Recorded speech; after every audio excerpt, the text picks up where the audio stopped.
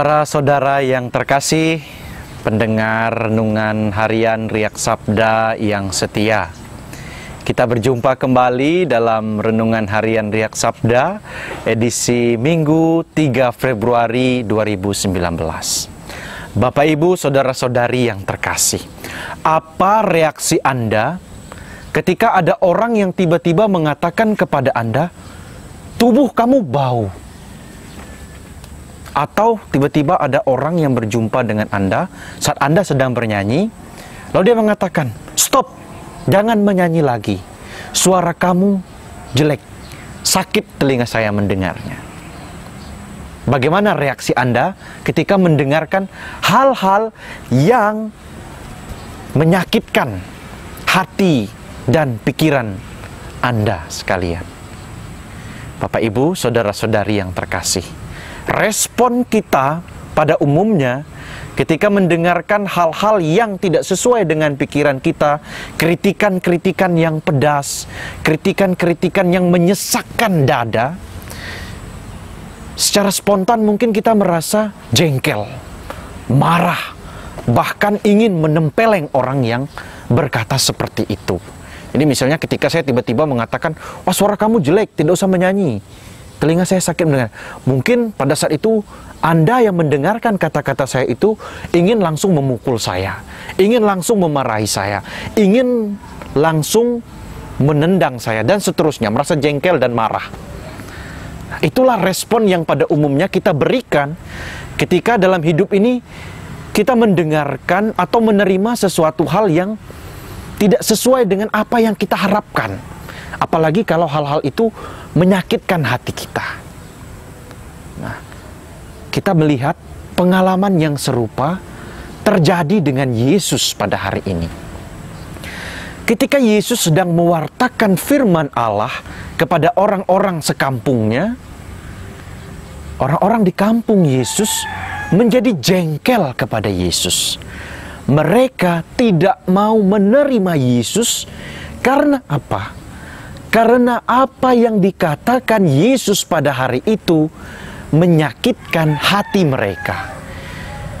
Mungkin pada waktu itu orang-orang di kampung Yesus ketika mendengarkan pewartaan Yesus, mereka sudah memiliki harapan-harapan, impian-impian dalam pikiran dan benak mereka.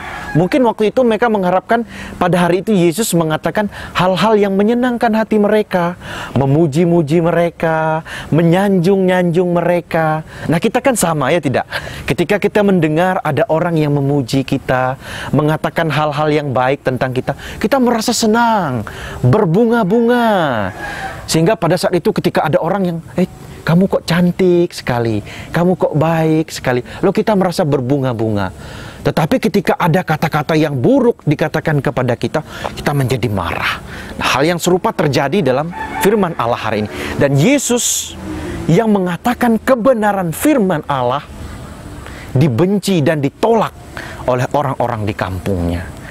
Dan kita melihat, kita belajar satu hal dari pewartaan Yesus pada hari ini, bahwa ada kalanya pewartaan firman Allah itu menusuk hati kita, menyayat hati kita, membuat kita menjadi terluka dan berdarah-darah. Tetapi Bapak, Ibu, dan saudara-saudari yang terkasih, pewartaan yang menyayat hati kita ini, inilah yang mendatangkan keselamatan bagi kita. Ketika hati kita terluka karena mendengarkan firman Allah, pada saat itulah hidup kita diperbaharui. Seperti halnya Yesus melalui luka-lukanya dalam penderitaannya di salib, Ia membawa keselamatan kepada kita, bagi kita manusia. Demikian pula luka-luka yang didapatkan kita ketika kita mendengar firman Allah, hidup kita menjadi diperbaharui. Maka ada kalanya mungkin ketika kita datang ke rumah Tuhan, ketika kita datang ke gereja, kita mendengarkan pewartaan firman Allah yang sepertinya sangat keras sekali. Ditambah lagi dengan khotbah pastor yang mungkin menyakitkan hati kita.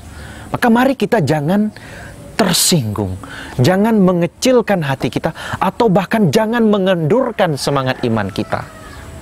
Karena firman Allah yang mungkin tadi menyakitkan hati kita, sesungguhnya ingin memperbaharui hidup kita, sehingga hidup kita menjadi semakin mendalam, dan kita semakin dekat dengan Tuhan Yesus.